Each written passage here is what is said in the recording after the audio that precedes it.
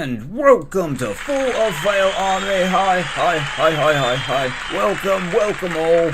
I am the man in the iron makeup, Elliot Rad Rogers. That is right. I'm also here with my co-host, Conky. Take it away, Conky. Hi, it's me, Conky. And we're going to get right into the news, and at the top of our docket, we have to talk about this one quick because it's already almost over. Capcom, the awesome Cap that is Com, that you know them of, oh shut up, that was a good one, basically would like to extend their apologies by saying nothing at all in terms of the Resident Evil Resistance beta. This beta, which was supposed to launch on March 27th for Xbox, PlayStation 4, and of course the PC library Steam, did not happen, lest be it for only the Xbox players. There was some very vague technical issues that they wanted to talk about. With the pedigree and how long they've been around, I honestly don't buy it. There could be any number of technicality issues. Technically, they didn't want to get out of bed. Technically, they were hungover. Technically, they didn't give a flying beep. I mean, whatever you want. It's just... No, I'm not buying that. And then, of course, because everyone knows that they're launching Resident Evil 3 on the 3rd, April 3rd, Resident Evil 3. Yeah, very sly. Very sly there, people. That now you have only 3 days, because I'm counting today as well, to play the damn beta. See, once it already came and passed, I stopped checking my newsfeed to wanting to check out the game, which I'm sure like every other normal person on this earth, except maybe for the hardcore fans, kudos to you.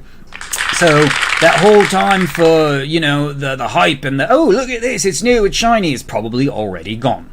I don't know what the hell's going on, but if I were Capcom, I would extend the Resident Evil Resistance beta a few more days. Probably not going to do that, and it's honestly not my call, but that's just what I think I would do if I was giving that situation to my worldwide audience of fans. Now, Capcom, I love the stuff you do, I love the stuff you make, but, you know, there are some people who like one franchise more than the other.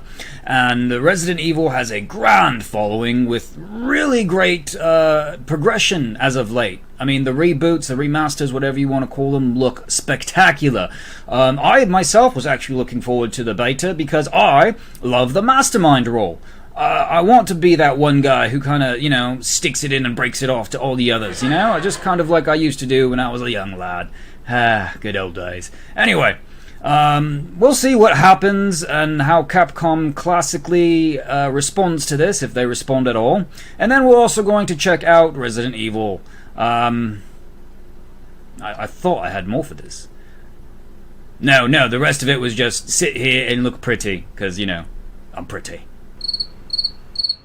Hey, okay, so the next bit of news comes tantalizingly through Oculus, I should say Facebook and Samsung. And in case you don't know the news already, it looks like Facebook went in the, you know, the personal status and flipped that switch to it's complicated and then now being single. That is right. Facebook is ending the software updates for the Samsung GearVR. Further, users will no longer be able to access the films or download the Oculus app. That's right, no 360 video downloads, no software updates, and no more films. Let's see. Basically, this comes on the heels of, I want to say, the announcement last year at the Connect 6, where the CTO, John Carmack, essentially declared Gear VR dead.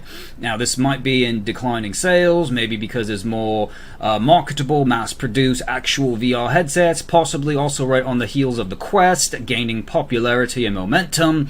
We don't know. Also, basically, the Galaxy S20 followed the suit, ending Samsung's support of the platform. So it looks like this was possibly equal grounds between Samsung and Oculus, saying it looks like it's time for us to start seeing other people. Or maybe this is their version of social distancing and they saw it coming.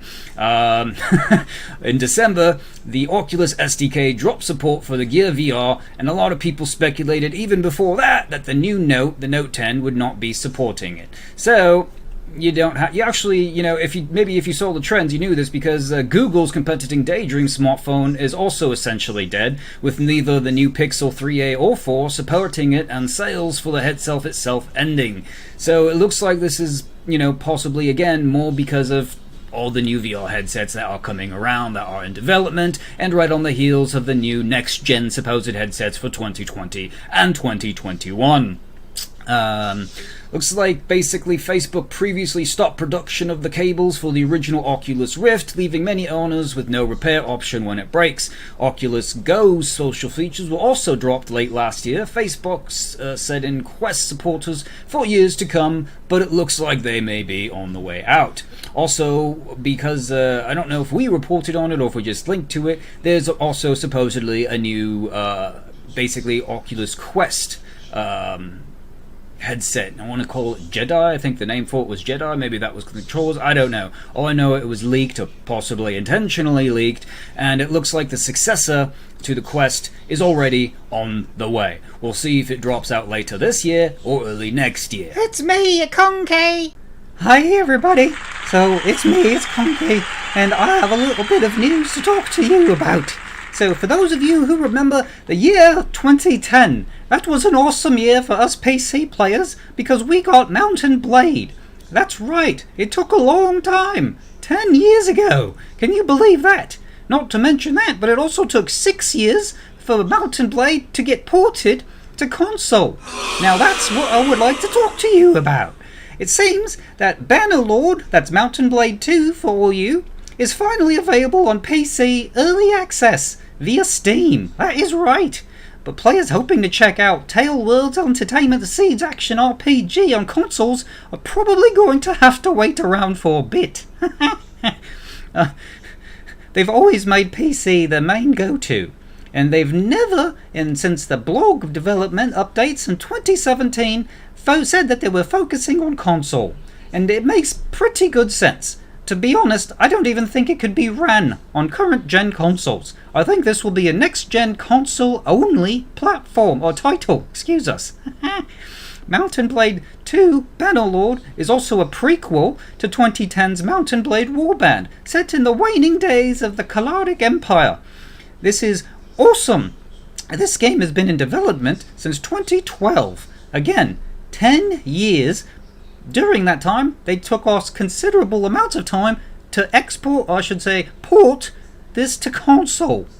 So, if you really want to check out this very awesome Siege RPG, Siege Action Strategy PC title, you're going to have to wait, or just get on your Steam library and get cracking.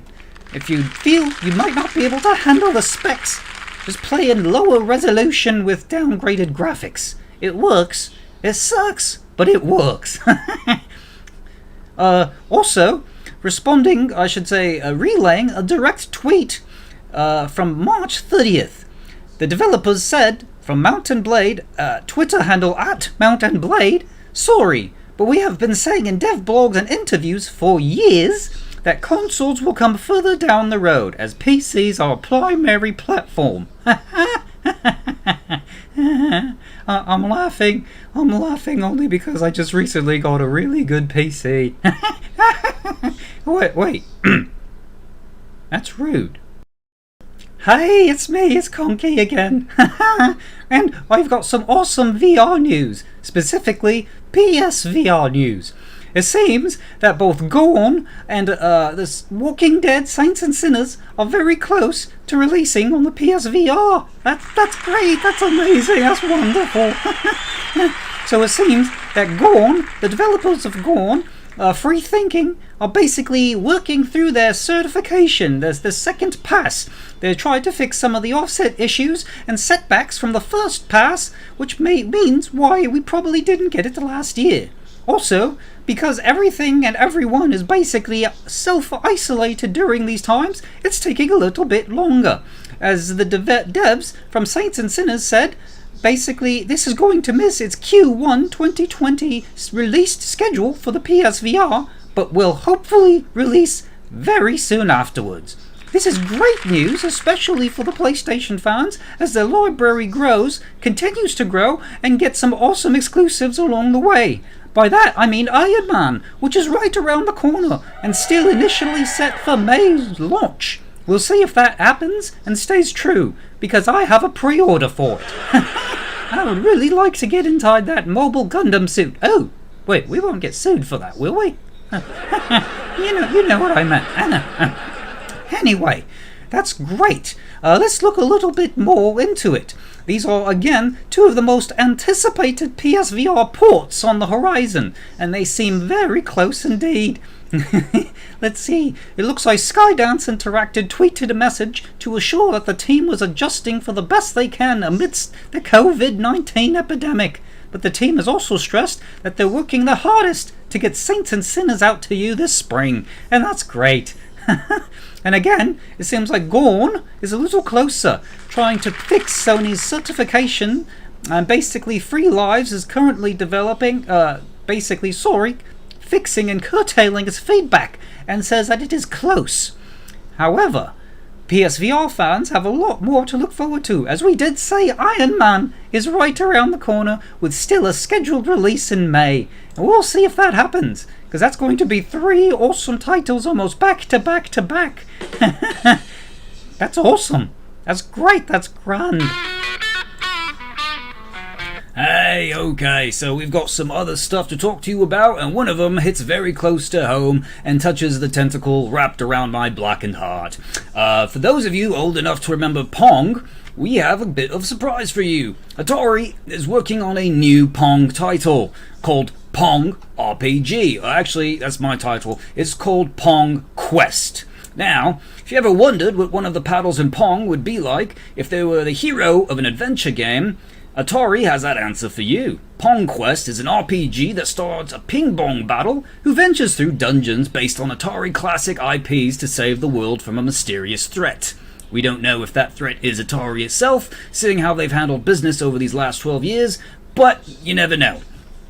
While there are elements of the classic Pong gameplay where players move up and down to deflect incoming projectiles, there are some very interesting remixes. Each dungeon looks to feature some unique gameplay quirk inspired by classic Atari games like Centipede or Asteroids.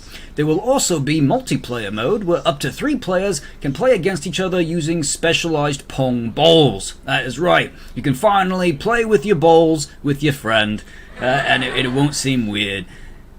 Well, it sounds weird, but it's not. I promise. It's consensual and it's online, and hopefully there's no camera involved. Anyway, PongQuest will be available on PC, Nintendo Switch, Xbox One, and PlayStation 4. Also, in case you didn't know this, from PongQuest, Atari is also working on a new console called the Atari VCS, which we will look into more. However, I do have to say, being an old school gamer and did growing up with games like Pong, having this new sort of twist and reimagined is brilliant. Honestly, I don't know why people have not done this sooner with old classic IPs. I will definitely be looking at it, I will definitely be playing it, and rest assured my balls will be coming your way. That's right, I went there. Hey, alright, so one of the last things that we're here to talk about comes, of course, in the terms of a new VR title. And this is interesting because this is a Battle Royale title. And no, this is not Population 1, which is something we have been looking closely at and cannot wait to get our hands around. This is something called, Virtual Battlegrounds, that is correct. Basically, this is a title that was announced a year or 2 ago, but it has been in closed alpha and betas ever since. And you can see why if you take a look at the before trailers and after trailers. It definitely looks like a lot of the kinks have been worked out, and they've definitely implemented some new gameplay. It looks smoother, it looks to play better, and all around it kind of did pique my interest. Basically, it's taken a year longer than expected, but this promising VR Battle Royale game called, again, Virtual Battlegrounds is very nearly here. The game will finally arrive in early access in Steam on April 8th, if all goes according to plan. The developers, called Cyberdream, had originally planned the release in March 2019 last year, again, like we said, but continued to delay the game over the course past year to patch up certain issues and listen to a lot of player feedback, which I think is brilliant. Basically, this is PUBG in virtual reality. And if you have some time to check out the trailer, maybe I'll put a link to it in the description here for this video. It honestly kind of, again, this is, you see the trailer, you see why this piqued my interest. This is going to be supporting all PC based VR headsets via Steam VR, and its launch cost will be around 20 ducats or so. Cyberdreams is kitting out the game with solo, squad, and custom lobby types with 6 training modes to boot. Following the delay, the team also would like to reassure its audience that it rebuilt large parts of the world to get it running smoothly, which I have definitely noticed in some of the trailers. If you want to see how the game is shaping up, again, check out said trailer, which now, since I've talked it up a bit, I'm going to have to link it into the description. It's going to launch again in early access, where the team intends to stay at it with 6 to 12 months. Over the course of that time, the studio will be adding more modes, weapons, and clamping down on bugs and exploits. Now that's dedication. That is what I call really good feedback, management. They heard the desires and requests of the people who were actually backing it and actively interested in it, and then they went back and fixed it. I wish more developers would do this. And again, they did pique my interest, even though I'm already playing, if I can find it real quick, The Last Player. I have been playing The Last Player, and it is fun. And again, I have been eagerly anticipating Population Zero, but I didn't even get invited into the closed stuff on that, which makes us sad and cry, and that thing, the womp womp sound. So, me and Conky... Thanks, Conky. Me and Conky would like to thank you for watching this episode of For Fail Army News Update. Because of everything, it's been really interesting to find good bits of news. So if you want to leave some feedback telling me what I should follow, maybe things you would like to know more about, maybe things you would like to see played or reviewed, drop us a line. I'd love to hear some of that feedback, and make sure you are not all bots. I really hope you're not all bots. But anyway, did we have music for this closeout section? We didn't get? No, we didn't.